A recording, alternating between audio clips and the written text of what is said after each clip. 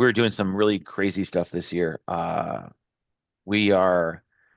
I'm actually trying to change the way the corporation does business. I'm planning on putting Oracle on its own hypervisor and isolating it from the rest of the company Okay. because of Yeah. Oracle licensing. Oracle licensing says if you can vMotion the VMware to anywhere in the data center, we charge you for the CPUs. Yep. If it's That's on its if it's on an isolated if it's on an isolated hypervisor, it can't go anywhere else. It's stuck there. So, that'll save you buku bucks because oh Oracle licenses yeah, are I've nuts. already I've already right now I've saved the company about $16.5 million by reducing my SQL licensing. So Well, hopefully they gave you some stock options that can vest. when I was at a company called SIC and the CISO was a moron and he gave the ISOs for SQL to everybody. So when they audited us, it was Uh-oh. everywhere. And so and they were coming after us for probably $125 million. And I said, give me 3 months and I'll fix it. And all I'm asking for is 1% of what I save you. They said no. I said, can you get me a sandwich? They said, we'll get you a sandwich. So I got a sandwich. It was a nice sandwich. All right, so let me share my screen here. So today we're talking about inserts, updates, deletes, that whole thing. We're talking about some great. So this is a fun thing I like talking about here because the when you're dealing with databases, how you manipulate the data is incredibly important, and how you insert the data is incredibly important, and how you leave the code for the next person behind you is incredibly important. So we're going to talk about a lot of the bad habits people have. Let me share my screen here. Where's my share screen button? There we are. Share everything. Boom. There we are. Okay. So, and this will be the extent of what we do tonight because this is a lot of code here. So, the first thing I'm gonna do here is I'm gonna create a table. I'm gonna call it person. Now, I have said it's supposed to be singular, and I wrote this code like 4.5 years ago, and I don't want to change it. So it's just gonna be persons. So I've got a person's table with a person ID, and I've got auto increment. Auto increment will allow it to increase the next number from what it is. Now, in MySQL, we use auto increment. In Microsoft SQL Server, and I don't know what they do. It's something similar in Oracle, but they use a column called identity in SQL Server. And the big difference is when you use the identity column, identity identifier in Microsoft SQL Server, you cannot put information into that column. It's locked down. If you try to insert, it's gonna fail. With auto increment, you can absolutely add things to it. So I got person ID, integer, not null, auto increment, last name, varchar 255, not null, first name, varchar 255, and age integer, which is really a bad. I'm just leave it at integer. After last week's conversation, integer is the worst choice for age. Shouldn't it be It, small int? it should be tiny int actually because last time I checked, not a lot of people make it past 200. Oh, that's right. Tiny is I'm those 256. It's like yeah four. Yeah, yeah, yeah. yeah So like this. I'm trying to hit 200, but we'll see. I'll just tiny int. There we are. Okay. So there we are. So I'm going to create that table. Okay. Oh, let me drop the table. Okay. So I'm going to create the table. Okay. So I've got this table created now. So when we insert into a table, we use the command insert into persons and then put values there. And here I've got Williams, Venus, and 27, but I have 4 columns. Okay. This is auto increment, so I shouldn't have to put anything there. But if I run this, it's going to error because it says, hey, you're inserting into 3 rows, but I've got 4 here. Where's the fourth? What are you doing? So I can go here and I can do insert in person's value 16 Williams Venus 27, and I insert that and it works just fine. Or I can go here and say insert in persons, and this is where I You name the list column. out the names. This is the best practice to do it this way. And it's easy enough to do because if you go over here to customer and right click and do um what is it? Send to SQL editor, give me an insert statement. It does it for you. And you just have to fill in the values there. But when you do this way, you're 100% certain that the people who look at the code after you know what you did.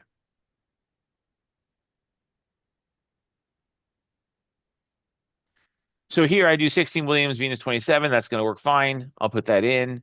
And let me see what persons looks like.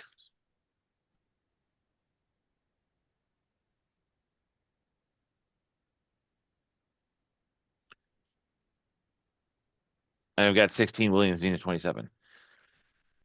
So here I can do insert into persons, and I'm going to say, notice I'm not doing it in the right order because it's last name, first name, age. I'm doing age, last name, first name. So when you delineate the columns in the insert statement, you can do whatever order you want. It doesn't make a difference. And again, this allows you a lot of flexibility in this. So if I run this, I have values 102, which is going to be the age, Williams and Willie, and run this. And I look at select star from persons. Next one is 17. Because I started at 16, and now it's going to go 17. It's auto incremented. So whatever the first value I put in is going to be what's going on from there. Now here, let's say I've got a lot of things I want to put in. I'm pulling in from another table. I can do insert into persons, last name, first name, age, and then write a select statement to put that information in. As long as the number of columns here match the number of columns here, it works. I've got a couple of new commands here that you've never seen. I've got lower, and all that means is everything is automatically forced into lowercase. And this is just a way to make a random number. This floor removes extended decimals, so it floors it out. This means random, 25-digit random, multiply 50, add 10, and then floor it. That keeps it over. I was having an issue when I was trying to make the random number. It was like doing like 3 or 4, and I wanted over 15. So this keeps it over 15. So if I run this, I get all this great ages. It just gives me a random age. Right. So I'm going to go ahead and if I run this insert statement here, I've got 201 rows returned, and I've inserted 200 rows. No duplicates, no warnings. And if I look at this, I now have all these wonderful names, 16, 17, 18, 19, 20, 21, all this stuff down here. Okay. So that's inserting. I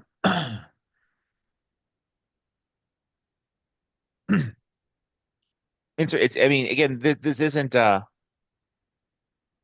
rocket science. So now we're going to move to updates. So now here's an interesting, so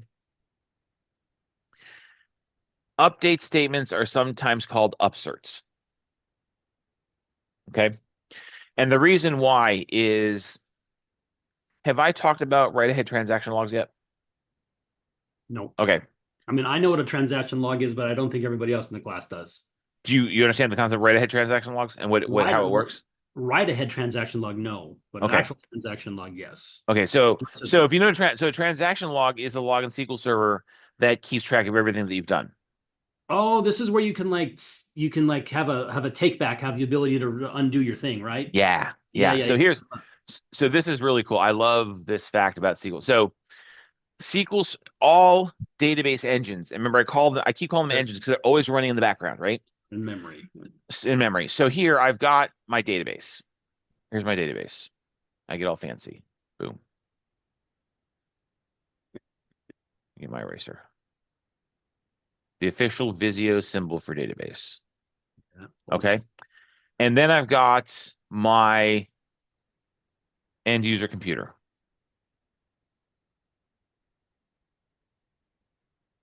Okay. So now I'm here and I'm writing something to my database. So now I type all my stuff in and I hit send. It does not go directly to the database. It's in memory. Okay. Because if it writes directly to the disk and database, a couple of things are going to happen. If there are errors, it's going to cause the database to become corrupt. If the power goes off, it's going to tell the database to be corrupt. If anything negative happens while this is writing here, it's going to cause the database to become corrupt because the corrupt data is going to be corrupt. So there's something called the write-ahead the transaction log, and that's what this is here. Okay. So when I oh, hang on a second, that's what that music is. I got Minecraft running in the background. I forgot what that music was. Okay, so I hit send. What it does is it writes the data from here to the transaction log. It correlates, corrects, verifies, and makes sure the data is correct. Because in the transaction log, it knows what the receiving table looks like. When that is done, it writes to the database. Okay. Now, what this does, it gives you a lot of power here. So let's say I'm inserting 15,000 rows of data. Okay. How this works is the laptop starts sending the data over and it starts filling up the transaction log. At some point in time, the buffer becomes full. And the transaction says, hey, we got 15,000. The transaction comes in and says, hey, we got 15,000 rows coming in. Let's go. And it starts pulling into the transaction log. And once it hits a couple thousand, say, you know what? Let's start writing to the database. So even though all the data is not into the transaction log, it starts buffering it out. So it's kind of coming in and out at the same time. It's like this nice flow, right? So if the power goes out here and it does not complete the data into the database, when the database comes back up, if the power goes out here, when the database comes back up, there's something called an LSN. Just give me my pencil here. Yeah, LSN. LSN stands for last sequence number.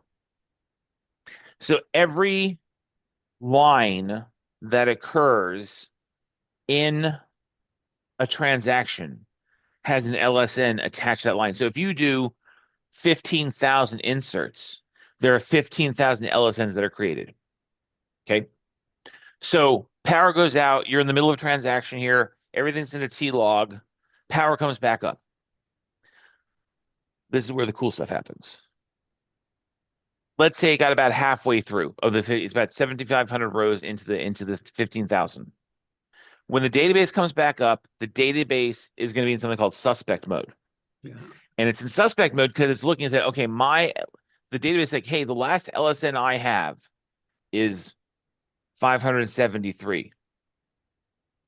What do you have, transaction log? And the transaction log says, hey, I've got 10,073 and I have all of the transactions here from that 15,000. So I'm going to continue copying the stuff into you. So even if the connection between the database and the transaction log was successful, it pulls, and then it starts, even with the power outage, it pushes it back into the database. And when the LSNs match, the database isn't suspect anymore. If it comes back up and the transaction log said, hey, there was a 15,000 line transaction that was coming in and I've only got 8,000 of those lines, it rolls everything back. So if 4,000 rows were written to the database, it pulls them out and says, this isn't going to work. So there is a very distinct self-healing directive, for lack of a better word, in a database. Now, what this means is when you take backups, I don't think I've ever talked about this before. So when you take backups of databases, you've got your full backups.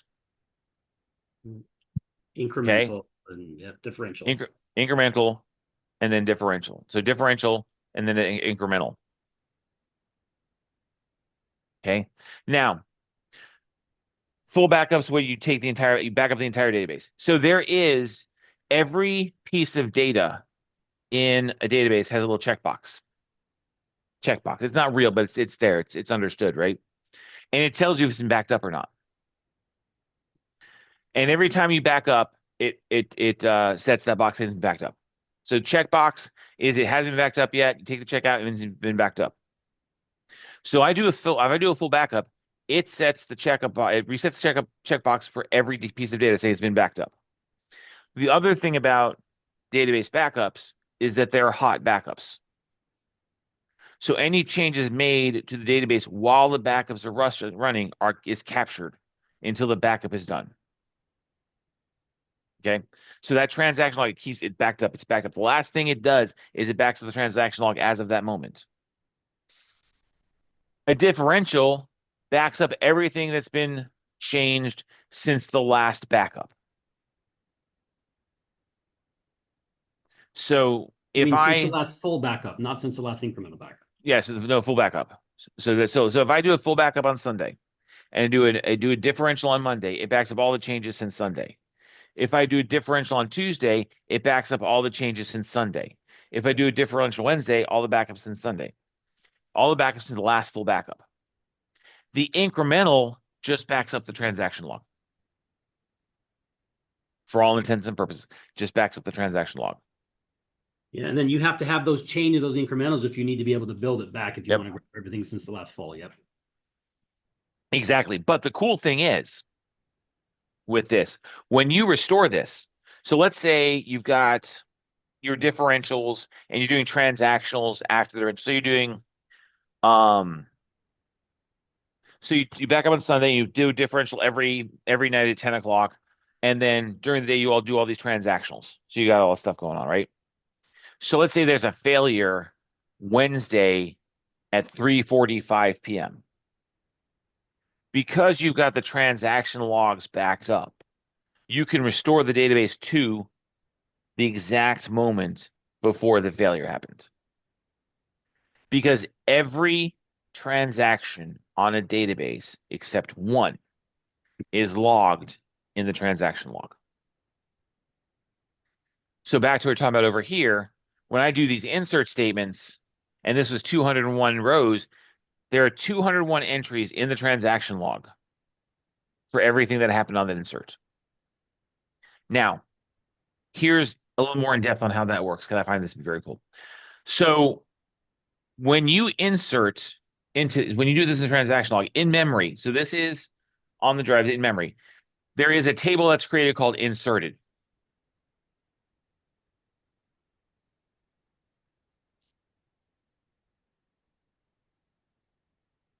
And what the inserted table is, it's a temporary table that exists in the RAM that is a mirror copy of the table that's the data is being inserted into. So if I'm saying insert into persons in RAM, an empty copy of the persons table shows up. And that insert that I'm doing from here inserts into this table.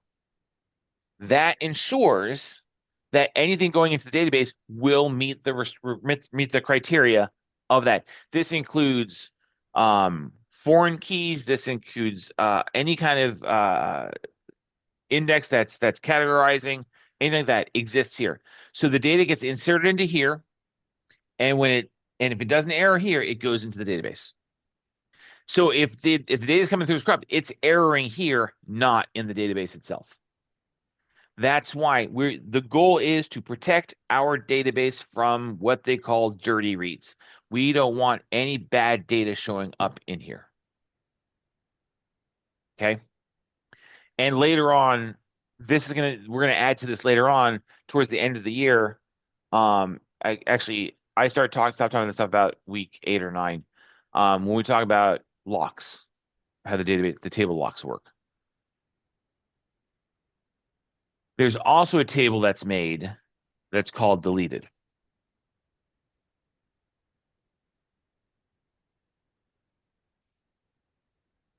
Okay.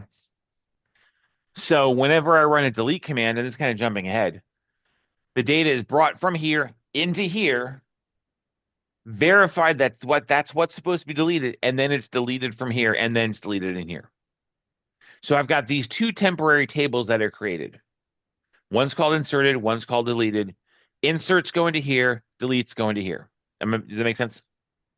Now, when you do updates, it does both of them. Because if I'm updating a table, I'm Because it deleting can information. overwrite. Yeah, it can. Yep. I'm deleting information and I'm inserting information. So when you look at the transaction log for updates, there's two entries, There's what an was insert. inserted and what was deleted.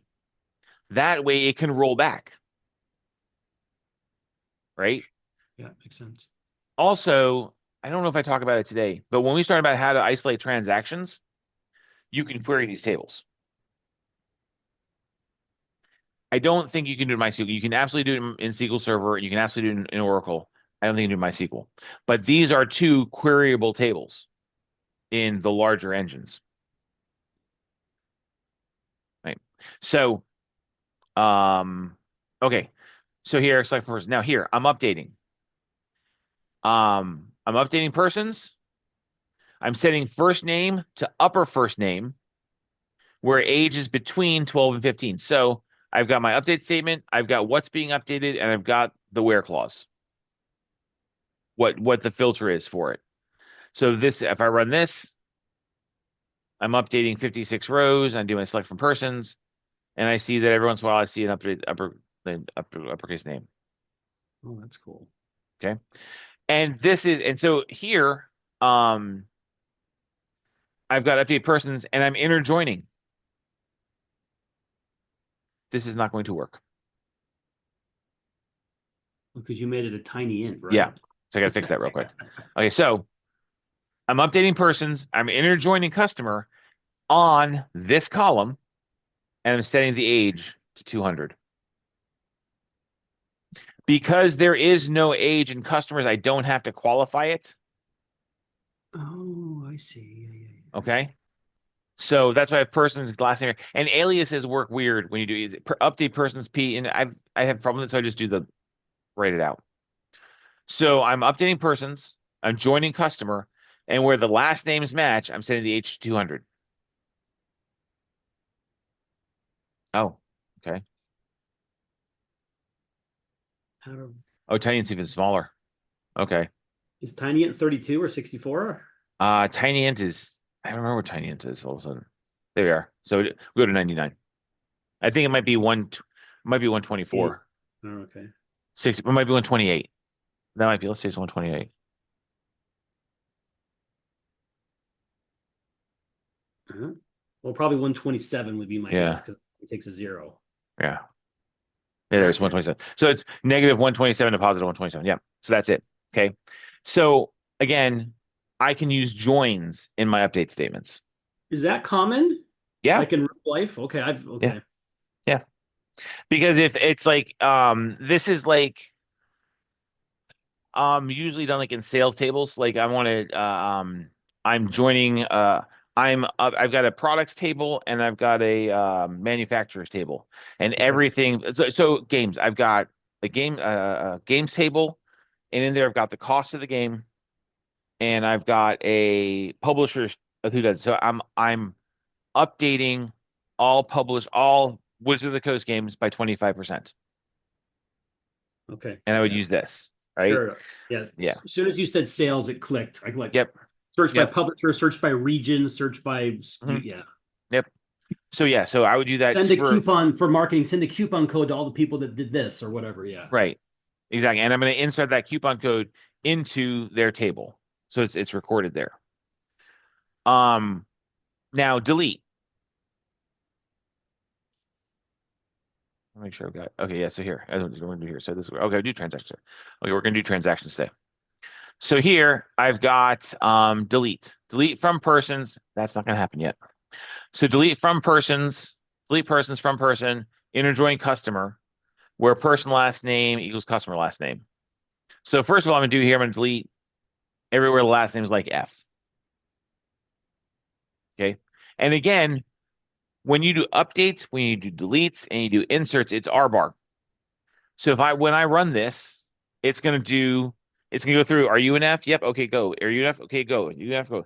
Now it goes so fast, but it's still going R bar. And every deletion is recorded in the transaction log. So if I do this, I'm going to delete a bunch of tables, a bunch of rows. I do two. Here, I can use inner joins on my deletes. Deleting from persons, I'm deleting persons from persons, inner joining customer, and where person last name equals customer last name. I run that. I deleted 46 rows. And it'd be the same thing. I probably, because we want to keep the, like, let's say we stopped carrying WotC products. We went and delete them from the products table. We'd insert them into the past products table and then delete them from the current products table. But yeah, so we would do that, right? More of this stuff, more of this stuff. Okay. Now, when I look at my persons table, okay, F5 doesn't work. I've got person ID, last name, first name, and age. It is now 1998 and email is the thing. And I want to add email. Alter table, persons, add email, varchar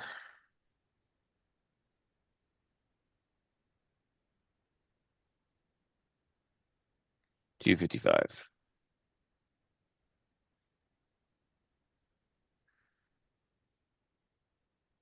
And now email's there and it's null. You can never add a column as not null because it will not like it because it's got to have a value there. So here, what I'm going to do is I'm going to update persons. I'm going to set email, and I'm going to concatenate the first four letters of the first name and the first four letters of the last name with an underbar at gmail.com. GMAOL, all right. Yep.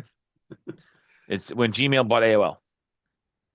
And I run that, and now I look here, and I realize I've misspelled Gmail, much to my embarrassment. I can go here and say update persons, set email to, and have this replace command. I say replace in the email, find this string and replace it with that string. And I run that. And now it's Gmail.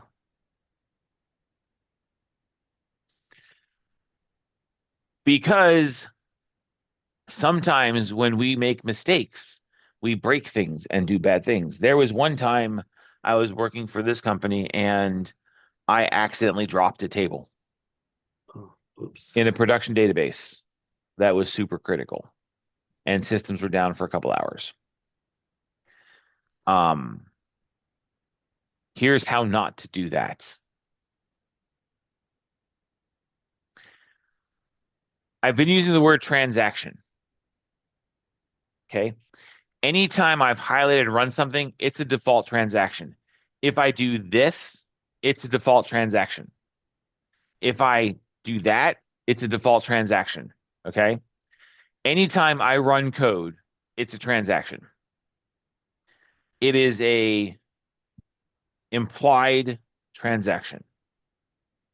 I can control that. And there's a reason why I would do that. So here, I'm going to run this command called start transaction. Okay. And then I'm going to run this update persons column thing. And I've updated 0 rows. So let me change. I'm just going to do this. Oh, it's not going to let me do it. Let me go back here real quick.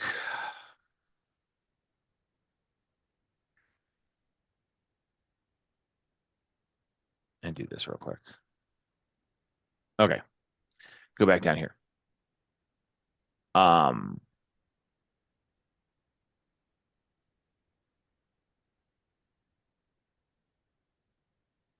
Now,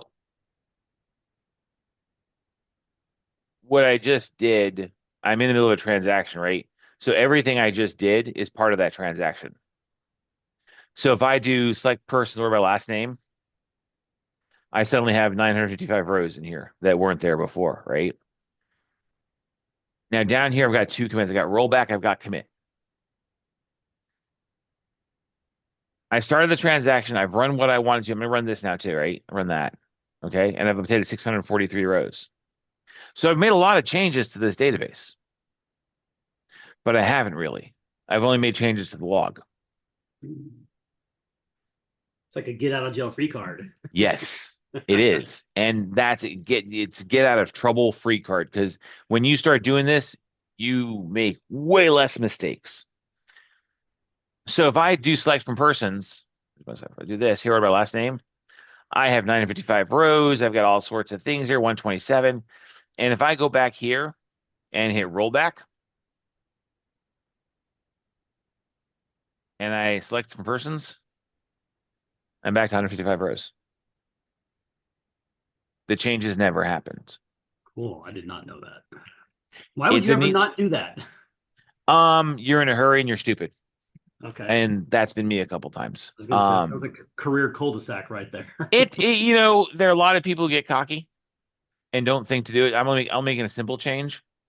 Um, you do enough simple changes that go bad quick enough, you learn the transactions are hypercritical. Now, the reason why you don't do this, and Is it we would, performance? Is that a problem with their well, yes, because what happens is, um, when you do the start transaction, I started the transaction, but I've not done anything yet. Okay, so there's a transaction in play, but I have not touched any tables yet. Okay, the second I touch another table, it locks that table. Mm, So no one else can touch it until you're done. Okay. it's not So multi-user friendly. no, well, it can't. It literally can't because if I'm changing a table, I don't want whenever you update a table, that table locks because we don't want people looking at data while it's changing. Because if I'm in the customer table or if I'm in the inventory table and I'm changing prices, right? I don't, and upping the prices by 35% or whatever. Um, I don't want people querying off of that because they're going to get the wrong price. Now, it only takes seconds to do, but in that time, someone is going to run a query and get the wrong price on something, right? So whenever an update, insert, or delete is running against a table, that table locks until that transaction is done. When you're doing implicit transactions, milliseconds, not a big deal. When you're doing specific transactions, and I do this, It's locked until you tell it to roll back or commit. yep. Okay. So if someone comes in and tries to touch this table, they're going to get an error. If they do a select, it might work, but if they try to update or change anything, it's going to say table's locked. Um, so that's why this happened. This we don't generally do that on a production database unless we're doing a change. And I would never do this. I never start a transaction and then just let it sit there. Unless I've done it before because I wanted to see who was using something and I locked the table. Scream test. Yep, scream tests. I do those a lot. I don't do them anymore, but they've been done in the past. Okay. So I go back through here and I go through the same thing again. Go back and inserting from actor and I'm inserting from customer.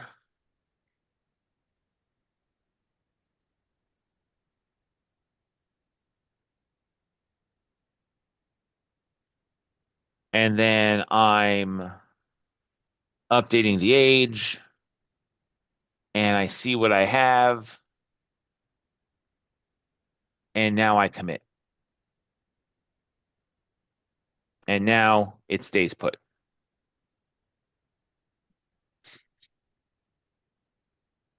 Okay.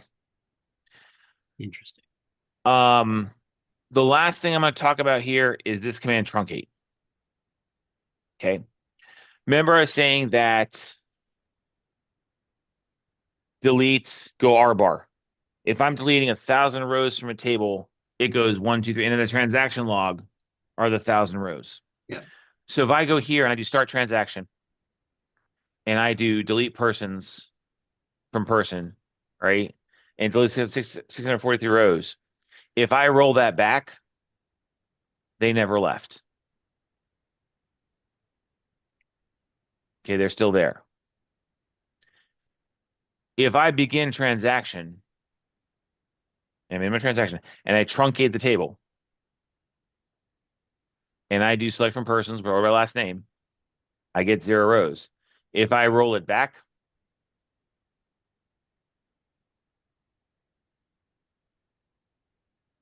I still have 0 rows. Truncate flushes with impunity. It doesn't keep track of anything. So that's you're not dropping the table, you're still keeping the schema, but you're basically wiping it out starting from scratch. Yep, it's Etch a Sketch. Okay. Shaking, it's gone. This is incredibly useful for temporary tables or testing tables or import tables or things like that. And again, even with the truncate, and I always say never use truncate, no matter how good it seems on a production table, because you can't recover from it. If I do truncate customer table, it never comes back. Unless you restore a backup.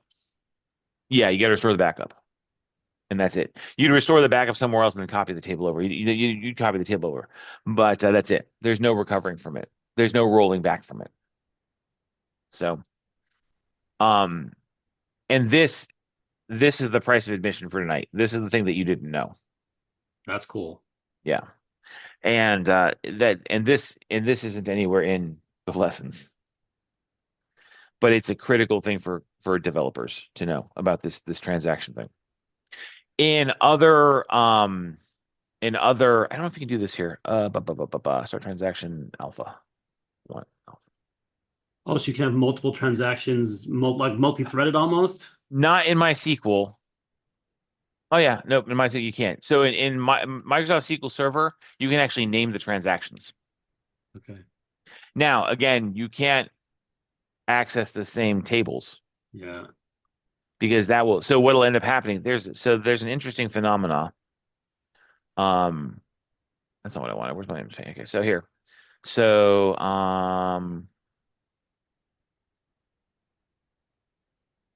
okay. So I've got a table here, that's table one, and I've got a table here, and it's table two, right? I've got a transaction that says update this table, and when you're done, update this table, Okay. right? I've got another transaction that says update this table, and when you're done, update this table. Hmm. Yeah, that could be Now, problematic. it's called a deadlock. So, and we run them at the same time. So this table is locked until the update is done, and then it goes over here. This table is locked until the update, and it can go over here. So they will never release. So this is where SQL's fun. What happens is when a deadlock occurs, the engine decides who dies and just Okay. kills one of them. And then the other one completes. And it's completely random. You never know which one is going to die. It doesn't say, okay, this one here, this one started last. It's just like It's one, not flip a LIFO coin. or FIFO or anything like that. Okay. Oh, it's like flips a coin. Boom. Okay, you died. It's you.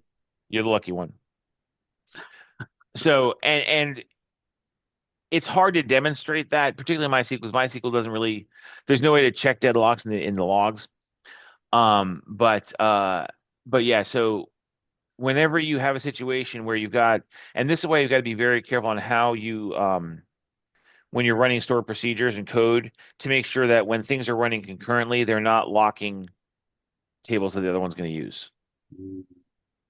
It does get it can get hairy at best. All right, so that's that. So yeah, so set start transaction is a critical thing.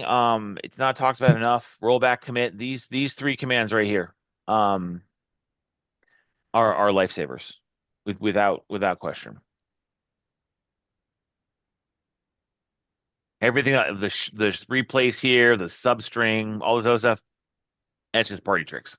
This is going to pull your fat from the fire at least once in your career as a DBA. That's cool. All right, I have covered all the code that I need to cover tonight. Um,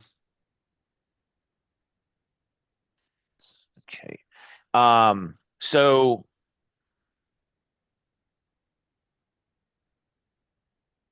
So everything else is so if you so just to remind you, so you know this, and just whoever's watching, I think a couple people watch.